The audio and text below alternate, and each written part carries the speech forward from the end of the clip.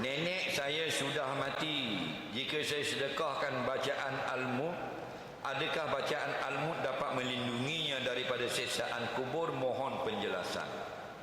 Dengar baik-baik. Hadis-hadis sahih, orang yang baca surah Al-Mulk aman daripada fitnah kubur. Okey? Jawabnya ya. Kenapa? Setengah daripada kelebihan surah Al-Mulk. Tapi jangan kita buat pandai-pandai fatwa kalau baca surah lain kena seksa kubur. Faham lagi? Apa saja pun amalan, kalau Allah izin, dia boleh memberi kebaikan lepas daripada mati.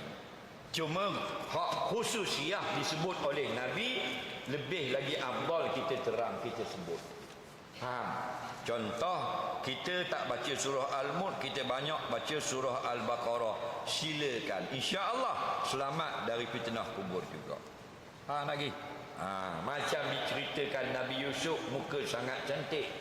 Faham? Muka Nabi Yusuf kita salah faham, Nabi Daud tak cantik. Salah tu. Semua nabi-nabi cantik belaka. Tak ada nabi yang tak cantik, kerana mereka dipilih oleh Allah. Faham? Bukan kita yang pilih.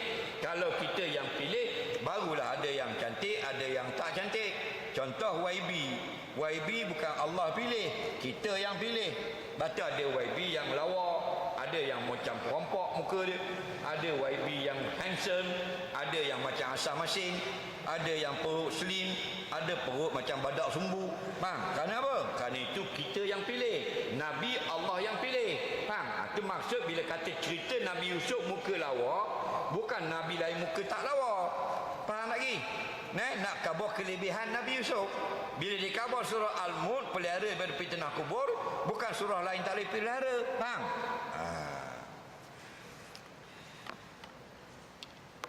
Baca doa sebelum tahiyat, sebelum salam, memelihara daripada fitnah kubur. Lepas Nabi wafat, orang tanya Aisyah, "Ya Aisyah, suamimu Rasulullah, apa yang dia baca sebelum salam?" Selalu dia baca. Aisyah kata dia baca, "Allahumma inni a'udzubika minal kufri wal fakhri wa azabil qabri min azabin nar." Ya Allah, ya Tuhanku, peliharalah aku daripada azab fitnah kubur, fitnah dan azab api neraka.